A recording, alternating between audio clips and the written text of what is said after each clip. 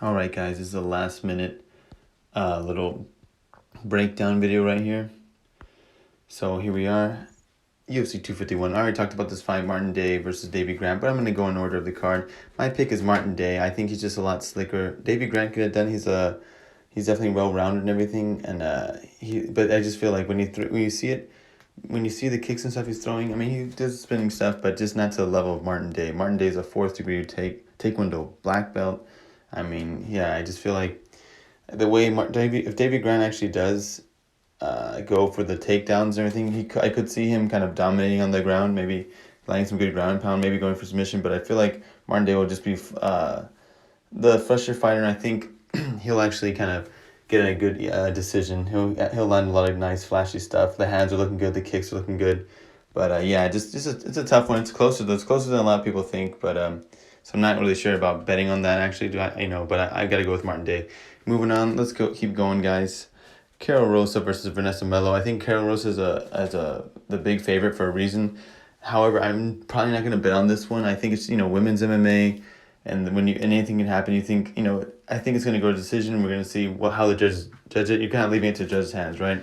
But Vanessa Melo herself, she's kind of like a brawler, but she's not like really impressing me with a lot of stuff. Like you'll see her just kind of come forward, want to slug it out, but she's not really impressing me too much on the feet, on the ground. I'm not seeing too much. I think Rosa mixes up a little more. Does nice little inside leg kicks.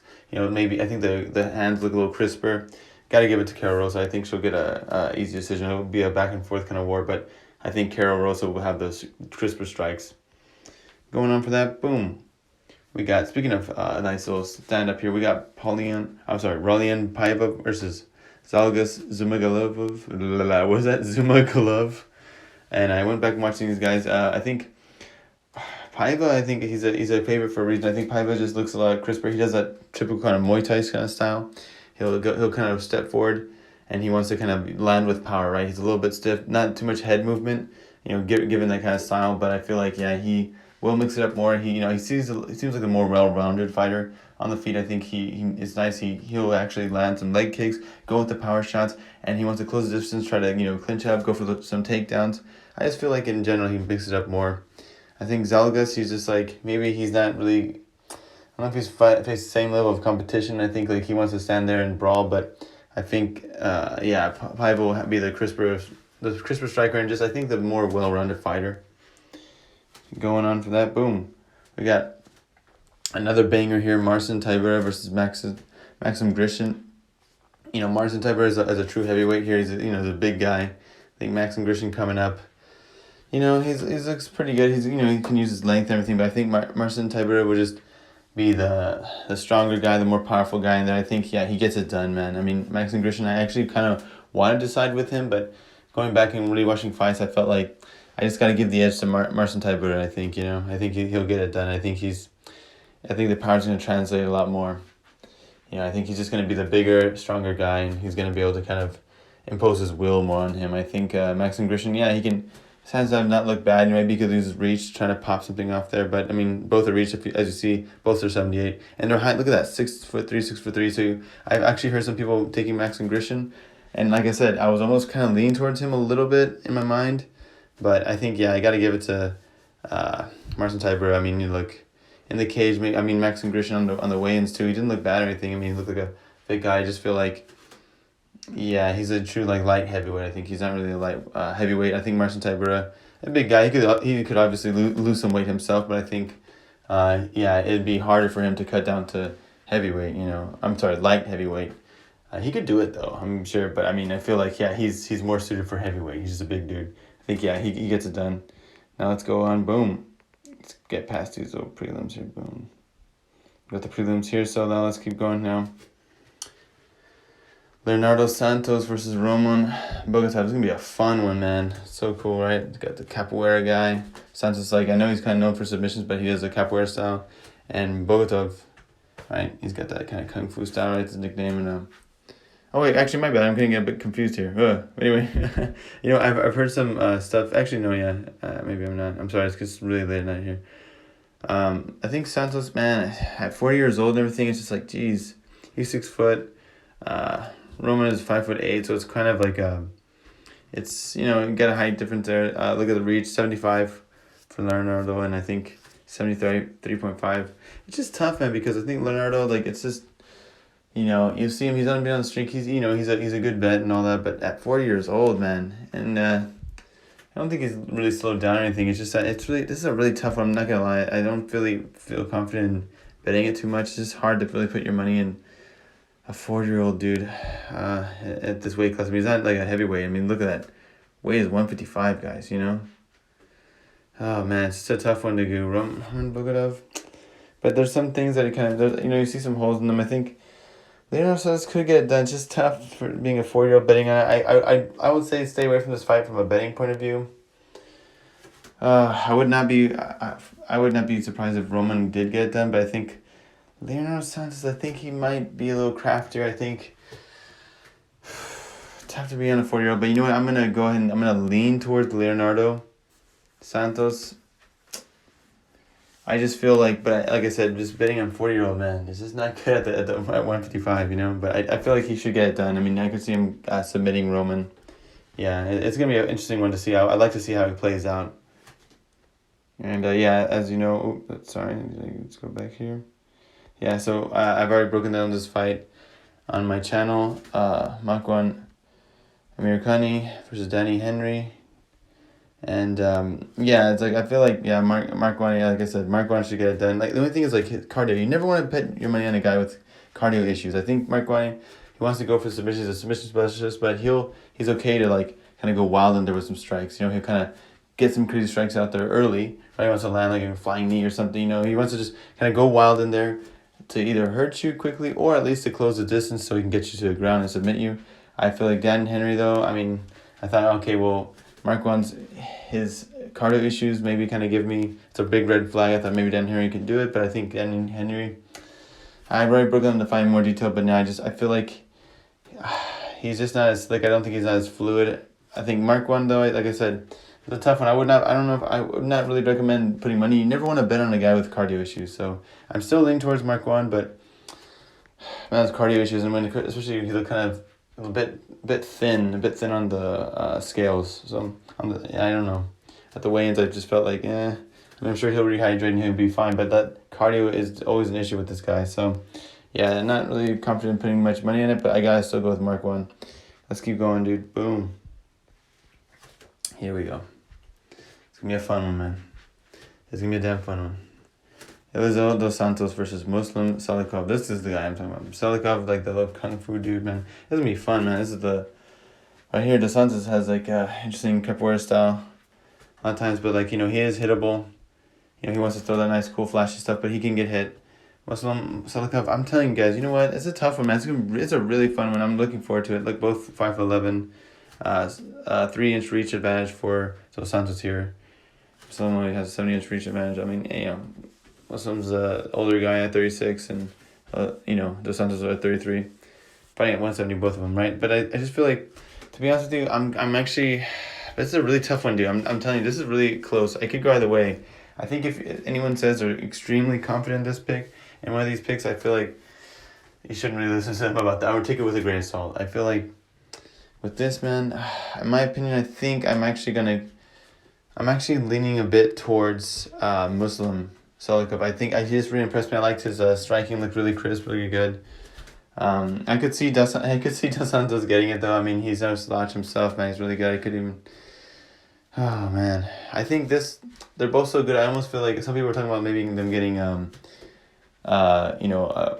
getting KO'd, but I mean that could happen for sure. It's a really, really fun matchup. I'm really anxious to see how this plays out. So I'm not too confident on betting it so much, but I'm actually leaning towards Muslim to get that. I think his striking really impressed me. I think he's really good. They're both really good guys in the division. I just feel like this is why, man, 170 is so stacked. It's always been a deep division, right? There's these guys, these kind of dark horses, if you want to call them that, but I feel like I'm leaning towards Muslim, man. I think like his striking looked really good. They both look good. I would not be surprised either one of these guys wins, right? Whichever one wins, I'm not gonna be too surprised, but I gotta give it to Muslim. Good striking from both, but yeah, he should get it done. Here, speaking of striking, my goodness, look at that. Volkan Ozdemir versus Jiri Prochazka. Man, Prochazka was he was fighting in Ryzen, but I just feel like which I like Rising. You know, it's like the big thing here in Japan. I just wish before Corona, I just wish that organization would have it more. It's like only like 3 times a year at most. Like the big New Year thing. That's a really fun thing to watch on New Year's. I friggin' love it. I love watching Horizon on New Year's. They really put on a show. I love here in Japan, Japanese MMA, great stuff. But yeah, Volkan Ozdemir, I think it's interesting. Like he's had some losses and he's been through some wars, but yeah, just really good. Chris, oh, man, he's got that power. If you don't respect his power, he will put you out. That's where the nickname comes from, right? No time. But I feel like he is kind of different now. I feel like, I mean, there's no shame in losing to someone like DC. I mean, DC's gonna ragdoll you. He's got, DC's like one of the best to do it. And but Jiri Prozac guy, I mean, he's got it too. He's got, he go with the length there. Boom. They're both big dudes. Look at, he's 6'3", 6'2". Look at that reach, 80-inch reach, man. And Volkan has a 75-inch reach. So I think he could use his reach. He could get out there. But I feel like Jiri, I think he just hasn't fought the same level of competition. Like he looked really good, but I feel like Volkan Ozdemir, he should get it done. I think he's fought for competition. I think he'll be a little more composed. I think Jiri, maybe any kind of times he overextends or anything, I think Volkan can find an opening there to counter. And I feel like Volkan can actually could win by knockout, man. It's crazy. I wouldn't be surprised if Jiri gets it done. He could. I think if Volkan can survive that first round, go into the second round, just kind of find his timing, impose his will. I think find the counters maybe once he reads his opponent. Like Jiri, I think if he's gonna get done, it's gonna be in the early rounds, maybe the first round, maybe second round. But I feel like Volkan should be the more experienced. He's the guy who's faced a better competition. I think he'll come mind his P's and Q's and get it done, man. Gotta go with the Volkan here.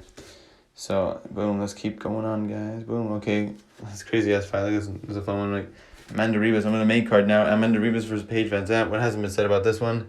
Paige VanZant, she's tough as no. I mean, despite her looks, she's like literally one of the toughest girls in division. Hell, I think she's one of the toughest female fighters, period. She's just tough, man. She'll get her arm broken, she'll get bladed up, she doesn't care, she'll go.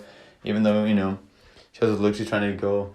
It's very important for her to have her looks, going Dancing with Stars and getting on TV and all that stuff. But Amanda Ribas, hey, she's no bad looking either. But that's neither here nor there. I think Amanda Ribas, I've been pretty high on her. I think people were saying that she's not that great. But when I was watching her fights, I remember I was going for her. And yeah, I'm happy I did because she helped me win.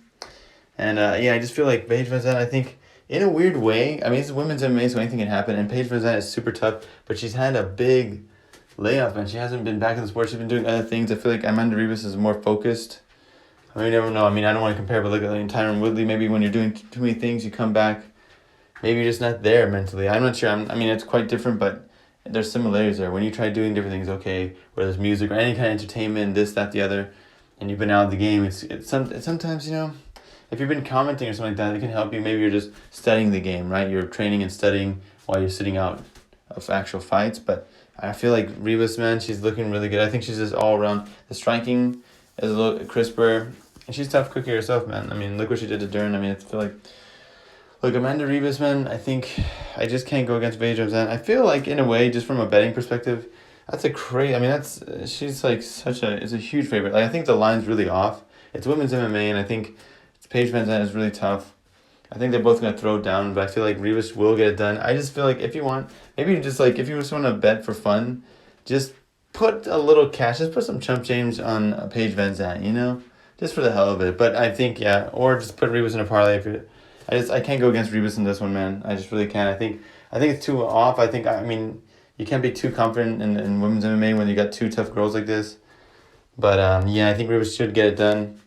But I think Paige VanZant will hang in there even if she's in bad positions. Maybe Ribas can get her down, try to choke her out, try to get her armbar. But I think Paige VanZant is not one to really tap. But yeah, who knows? Maybe she could. I mean, how crazy that would be if she got the upset. Oh my god. But yeah, I feel like now Ribas will get it done, and we'll see Paige VanZant kind of just go back to just kind of trying to make some money elsewhere, doing some other entertainment stuff. Maybe I don't know, and then come back maybe every once in a while to get some get that when she gets that itch to fight again. Who knows? But I don't know. I gotta go for Ribas in this one. Let's keep going, guys. Boom, another badass ladies fight right here. Look at that. Oh, what the hell? Going back to that. All right, let's go to Jessica Andrade. Jessica Andrade versus Rosa Namajunas, man. Oh man, guys, this is a crazy one. So Rose, and if you look at the previous fight, and I think Rose is a favorite here for a reason. Like I think, It's interesting because Rose, she was winning that fight until she got slammed. So I mean, it's like obviously, hey, hats off to Jessica Andrade, but I feel like Rose will come back. The thing is this: there's the things about this. Rose Namajunas, for both these fights, you have to question their mentality. Rose Namajunas, it seemed like she was mentally, she didn't want to be. She was happy to give up the belt. She was not sure if she's gonna fight again. Like you have to wonder about her mentality going into it. But I think she has I mean, the time off maybe she did some good. Maybe she's more focused. She looked physically good at the weigh-ins. Looked in shape, and I feel like she'll mind her P's and Q's, and I think she'll get it done. Another thing, Jessica Andrade too, when she lost to Zhang, she was happy. I mean, she just rushed in. I feel like she looked happy. She was relieved to get off. Like a lot of times when you become the champion, it's really hard to say to become a champion, but even harder to keep that champion belt, to keep that status, because you have that target on your back, and it's a lot of pressure, right? So I feel like, it's tough. I feel like they're both kind of interesting. You have to kind of question their mentality.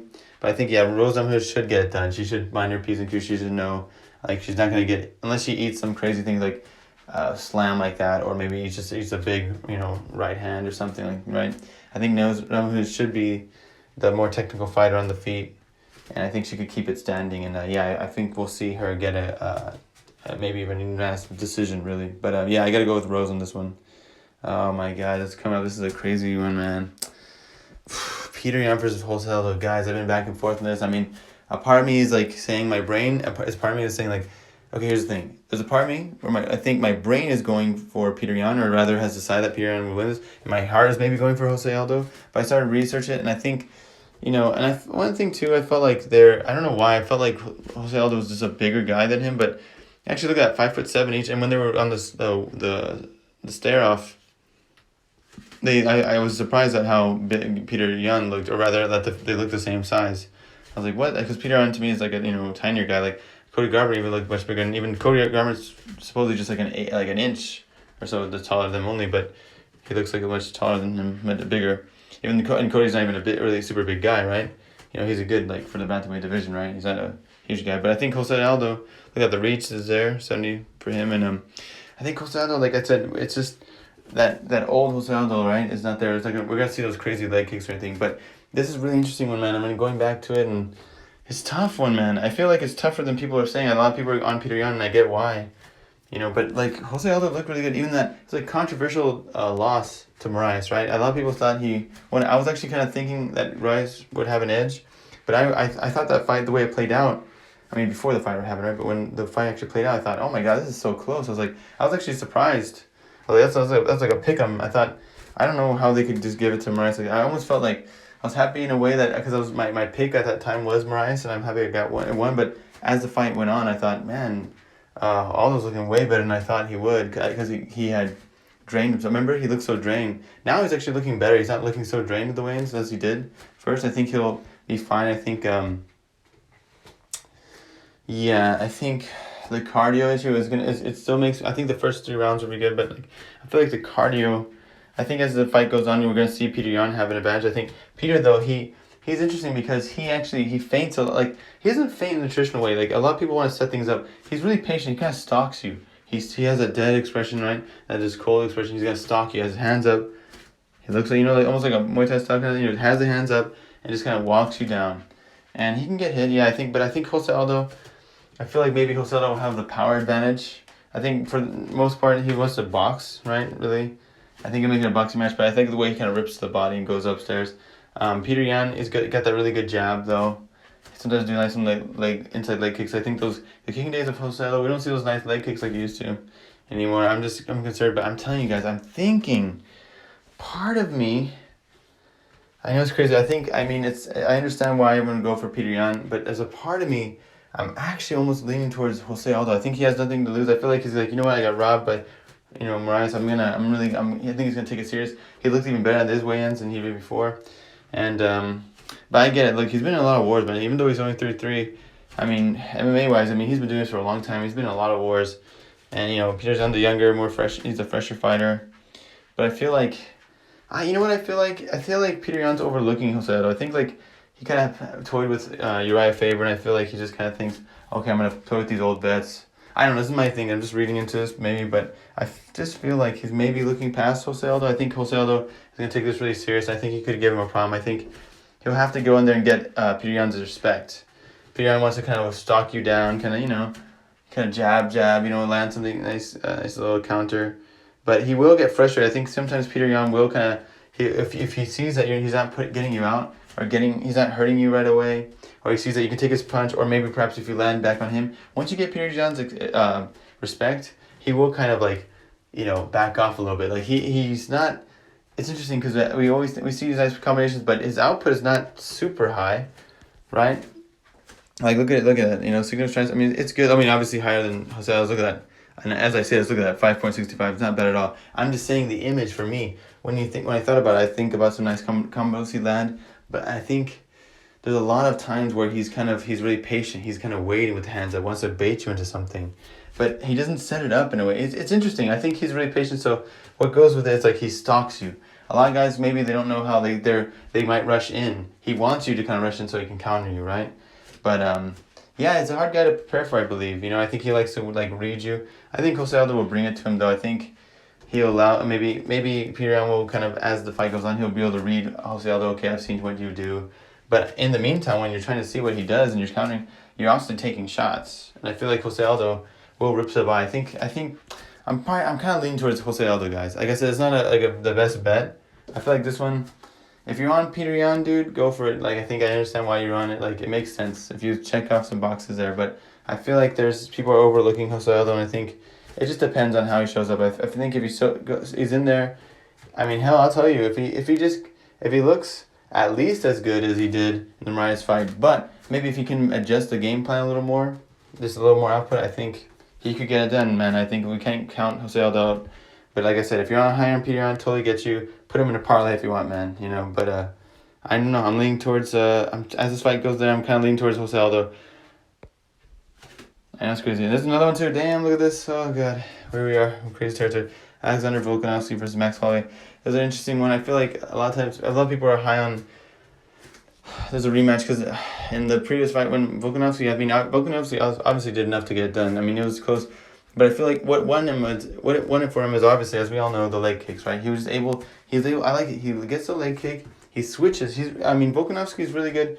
People think about like just wrestling, whatever, but no, he made it a kickboxing match, and it's the fact that he has that fast movement. He's short, he has explosive movement, low center of gravity. He's able to pivot. He pivots, he turns. So you don't know what he's gonna do. He kind of pivots out of the way. He'll kick you in the leg, pivot out of the way, right? And I think Max, as simple as it sounds, right? It's like, check the leg kicks, let the hands go. You know what I mean? Just kind of, you have the reach. You should have some, Max, come on now. If you see, it's just different. There's different styles. Like when you see him like going against Jose Aldo is amazing. When you see him go against Poirier, right? He lost, he got beat up, but he landed some nice combos himself. He let him go, like these freaking 5, 6, all the way to 10 hit combos. Like he's just going off like a combo in a freaking video game over here. It's like I feel like I'm playing Street Fighter when I'm watching him, right? But I feel like, Volkanovski, I get it. It's like I almost feel like this again. My brain wants to go for Volkanovski. My heart wants to go for Max Holloway. And as far as picks, you never want to just go for who you want to when you have to think about it, right? Especially from a betting perspective. But if you want to go for betting, you got to be really analytical about this. You got to be cold and collected, man. Calm. You got to not be this betting with your heart. But like I said, even pick wise too, you don't want to do that too much. It's not good to have your picks go wrong. But I feel like, to be honest with you, I don't know. I feel like I'm almost. I think the pick is like Volkanovski, but there's a part of me that wants to go for Max, not just from a fan perspective, but I feel like the way he went, it was kind of a close fight, but obviously Volkanovski did enough to get the job done. Obviously, he just landed. Max, he shut down Max's game. Max was not letting his hands go. The strikes.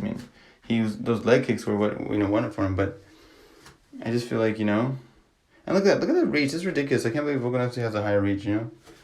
Max is just like a taller guy, obviously. So, but longer reach. But I feel like look at that 6.5. I'm sorry, 6.15 significant strikes for Volkanovski, 6.66 for Holloway. So they have a good output, obviously. I just feel like, I think Max could get done. I think the thing is with this whole coronavirus thing, and if he says he's training on Zoom and shit, like, It just doesn't sound good. But like we have to take that with a grain of salt. We don't know. I mean, he could be lying. DC thinks he's lying. I feel like I don't know. And he's always sparring, but maybe it could do him good. Maybe less. All that without just maybe getting the skills sharpened. Maybe he's trying to stay in shape, but maybe he'll go in there less injured. I mean, Volkanovski has got a big old gash on the bridge of his nose. I don't know what the heck. So I mean, obviously he's getting sparring in, which is good. So I mean, I don't know. Maybe he's less injured though. There's many factors we don't know as MMA, right? So I feel like Max. I think people are saying, "Oh, how could he get done?" It's just gonna be the same way. People think, "Okay, Volkanovski's gonna leg kick him to death, shut down his game like that. Volkanovski's not gonna be able to get in." I feel like this time maybe I think he could have learned from his issues. Maybe he's gonna go in there. Like I don't know. Maybe Max has just been playing video games all day and just doing Zoom sessions. That's it to try to do some practice some like maybe hitting pads or whatever the hell, right? But I don't know. I feel like if Max comes in there a little more prepared now, he knows what to expect. If he just checks leg kicks, lets the hands go, I feel like we could see Max get it. I think people are overlooking him. I mean, I get it. The smart bet is Volkanovski, okay, but I'm actually kind of siding with Max here. Okay, I mean, I don't care. I've been right. All my other cards, man, I've been right with 80%. Like the last card was 8-2. I literally only got 2 wrong. The parlay burners, as they said. Damn parlay burners. I just didn't think they're gonna look that bad. Their opponents would look that good. Like no one knew that. Everyone's ruining their parlays on those picks. But the other picks, all of them are correct. And this card, I'm telling you guys, I'm just like, you know what? I'm not being too lazy or anything, but it's the last minute video I'm getting out, and I've been trying to grind through tape all week, and I've been busy, and and I don't want to make excuses, but this is one where I'm actually feeling like, you know what? I'm taking a chance, guys. Anything can happen. I feel like I'm leaning towards Max here. I get it why you would go Alex, put him in a parlay even, but I feel like if Max learns from his mistakes, if he just did a little extra, all you need to do is edge him out. Like, those leg kicks won the fight for Volkanovski, right? If Max can just shut that down, just let the hands go. I mean, I feel like he could get it done, man, Okay, now here's the next one. Whee! Look at that. Usman versus Jorge Masvidal. That's another interesting one, too. Like, man, I mean, Usman, what hasn't been said about this fight either? Like, the main card, guys. Usman, tough to go against this dude. Come on now. Like, Usman is looking good. The wrestling, this is the story. We're having Jorge Masvidal coming in on a short notice. Now, obviously, he's been preparing longer. I mean, he was kind of waiting to get on this card. I think he has been preparing. And he said himself, though, he, the weight cut was really hard and stuff, and he made it. It's like, okay, now we must focus on this. We don't know how it's going to affect him. Also, preparing for something like Usman, you really need to be, that takedown defense needs to be rock solid, man. And, you got grappling as well. You got to have some the good grappling skills, which Masvidal does. He has an underrated grappling game, and I think he's going to be the heavier handed of the two, maybe. But Kamaru Usman, he's got power. He's got pop. It's cool because he has a quite heavily muscly frame, not excess muscle, but he's very ripped. He's my height, 6 foot, ripped dude, but he's ripped, and it's interesting that he can keep that pace. I remember that was a big thing. They're saying, okay, against Colby Covington, now he probably will be the more explosive of the two, maybe, but Colby Covington keeps that pace. He just, right? It's like, jab you, do a little bit of kickboxing, take you down, kickboxing, take you down. He just wants to keep rinse and repeat, right? Keep doing that. But Usman could keep the pace, and obviously it just became a kickboxing match because, mostly boxing really, because you have two wrestlers that can't, the wrestling cancels each other out. This fight, I don't think is going to be like that necessarily. I think he's okay. I think the thing is, though, his striking is coming to its own, though, too. He'll get hit, too, but I think his jab is nice. He's got some power to it, that pop to it. I feel like Jorge Masvidal, and he gets his well. I think Kamaru Usman should have the better gas tank here, and he obviously should have the advantages. I think Jorge, anything can happen. He could get done. Maybe Jorge throws caution away, and he's like, hey, fuck it. And the first round, he could be a big problem. He could really hurt him. He could make it a slug match. But like I said, I think if Kamaru Usman can stand on the feet, pop the jab, wait for his time, mix it up, I think he'll be able to get the takedowns. Once the takedowns start coming in, I think we're going to see Jorge Masvidal start to slow down. And then we'll be able to, I think Kamaru Usman will start to, you see the jab land a little more, get the more takedowns and stuff.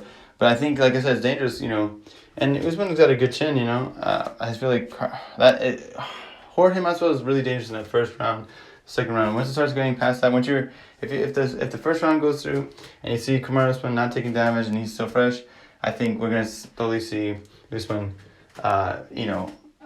just wear on Masvidal. And I feel like, to be honest with you, a lot of people are saying go by decision is like this really good bet. I'm telling you, I'm thinking we get a stoppage from Usman. I'm telling you, because once it starts going, I think the third round, fourth round, you're seeing like all this. wrestling is in grinding out. You can see him grinding out Jorge, maybe tiring him out, getting him beat up, and we could see him maybe land some ground and pound. You know, maybe break his jaw like he did the Kobe Copeland. I mean, that's a big if, but I'm just saying we could see something happen like that. The ground maybe stop, maybe a TKO from strikes, ground and pound. It could happen, man. I guess I can't. Look, I get it. Jorge Masvidal, I think it's gonna be really fun and competitive. A lot more competitive than people think. I mean, it's MMA. And when you got a vet like Masvidal and he's game, man, that's why he's game bred, right? He's gonna throw down. You know that. He's not gonna just it's not gonna be like freaking Tyron Woodley, man, just not showing up mentally, man, just like, oh, I don't know what you do. Then you let Gilbert Burns just do the same thing to just mess you up, man. I mean, it's like, dude, throw anything, throw caution to win. Masvidal's not gonna be like that. He's not waiting for that right hand. He's not gonna just sit there in front of you and be like, all right, let me time that right hand. That's it. That's all I got. No. Masvidal's gonna make it ugly. He's fine throwing, and but I think, dude, you gotta go with Usman on this one, right, guys? Sorry I went on crazy, but that's my pick. Gotta go for Usman in this, okay? Masvidal can get it done though. I mean, it'd be crazy if he did. That'd be awesome, in a way, just because to shake things up. But I gotta go with Usman here, man. And anyway, guys, enjoy the fights. It's gonna be crazy stuff. I gotta go to bed. For me over here, in Japan. I'm gonna be watching this stuff in the morning.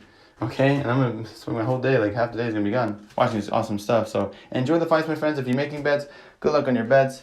Let's have a good time watching these fights, dude. And don't forget to like,